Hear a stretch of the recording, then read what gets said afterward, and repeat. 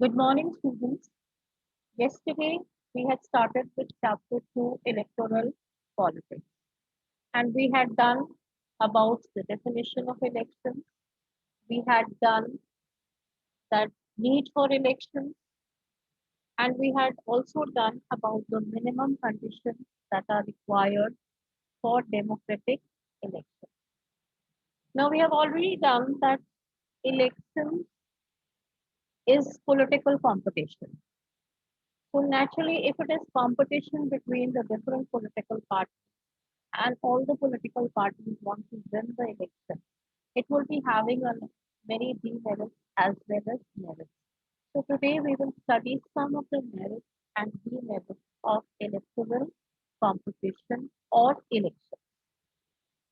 First of all, electoral competition creates a sense of disunity and factionalism in every locality. It tends to divide the people because the people who are contesting the elections, the leaders, they may belong to different religions, they may belong to different communities, and people, they are tempted, or in their mindset, they have some kind of a feeling that they need to vote for the person who belongs to their community or belongs to their area or belongs to their religion. So sometimes we see that elections, tend to divide the people. Then next, we often seen that during elections, the political parties and leaders levy allegations on one another. They try to blame various political parties, which is very wrong and this is not good. So this is one another disadvantage of competition, that the political parties always blame each other for something which has not been done and levy allegations on each other. Then because elections is all about winning, candidates are often using, it is seen that they are using dirty tricks to win elections, as it was seen in Mexico.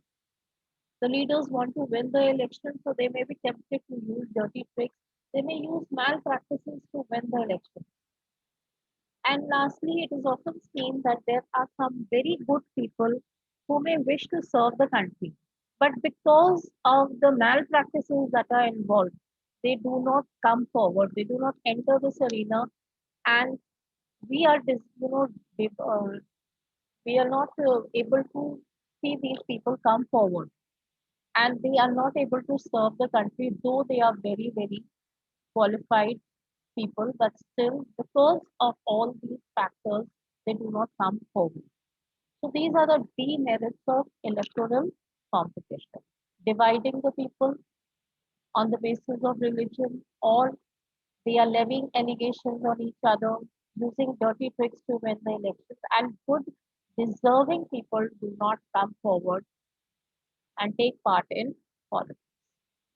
Now, next we come to the merits of political competition or merits of election. First of all, winning, provides incentives to the political parties and leaders. In this competition, there is competition between so many different people who are contesting the election, and everybody wants to win the election. So what happens that they are all tempted to work hard. They are working hard for the people as such. It provides incentives, for them to work hard so that people, the voters, are happy with them and they are able to win the election. And they know very well that if they are not able to satisfy the voters, if they are not able to make the people happy, then they are not going to win the election. So because they have to win the election, they are forced, they are tempted to work hard and make the people happy. Because if the voters are not happy, if the people are not happy, they are not going to vote for them, and as such, they are not going to win the election. So even if the leaders have contested the election, if any candidate is contesting the election just to be in power, that is not possible. Because if he wants to be just to be in power and not serve the people, he is not going to win the elections again. And his political career will be very short-lived, just for 5 years.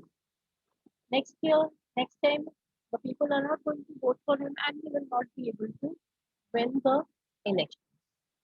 So if just like a coin has two aspects, two faces, similarly elections or political competition also has its merits and demerits. So it is all about, merits and demerits. Now we have done that. There are Now we move on to the next aspect, that is the types of elections. Now, since this chapter is based on elections, we have three kinds of elections: general elections, midterm elections, and by elections. General elections are those elections which are held for a particular state or you know, for the whole country. That is for the Lok Sabha or Vidhan Sabha. At the same time or within a gap of a few days. The term for Lok Sabha is 5 years. After 5 years, we have fresh elections, okay, and we elect new representatives. So after 5 years, the term of all the elected representatives comes to an end. The Lok Sabha or Vidhan Sabha is dissolved, and elections are held in all the constituencies at the same time. This is known as general election. The whole of country or the whole state is having its elections at the same time. Then, if elections occur before the term, that means 5 years have not passed and we are having elections after 4 years or 4.5 years, then these such elections are called mid-term elections. When the period is not over, the 5 years is not over, but still we are electing them, this is known as mid-term elections. And then sometimes we also have by-elections. By-elections means when we are having elections in a particular constituency. For example, this particular constituency here, because of a vacancy cause, maybe the death of the leader, maybe the resignation of the leader, there is a vacancy that is caused in a particular constituency. And we have elections only in that constituency. Such elections are called by elections. Okay, so we have three kinds of elections: general elections, when we are having elections for the full country together, maybe for Vidhan Sabha or for Lok Sabha. Then mid-term elections means when we are having elections when even before the completion of 5 years. And by-elections in a particular constituency. For example, in East Delhi constituency, we are having elections only in East Delhi because of the vacancy. Maybe the death of the leader, maybe the resignation of the leader, maybe because of his ill health, we are having elections in that particular area. That is known as by elections. Am I clear till here?